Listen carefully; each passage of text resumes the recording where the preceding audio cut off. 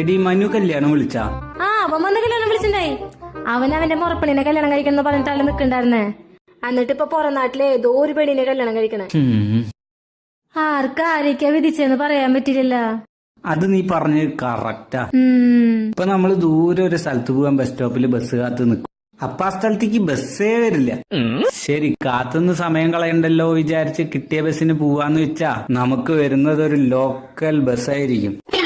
ശരി, ലോക്കലെങ്കിൽ ലോക്കല് കേറി പകുതി ദൂരെ എത്തിയിട്ടുണ്ടാവുള്ളൂ. അപ്പൊ നമ്മളെ ക്രോസ് ചെയ്ത ഒരു സൂപ്പർ ഫാസ്റ്റ് പോവും. അപ്പൊ നമ്മുടെ മനസ്സ് പറയും കുറച്ചു നേരം കൂടെ കാത്തു നിന്നിരുന്നെങ്കിൽ സൂപ്പർ ഫാസ്റ്റിലെ പോവായിരുന്നു.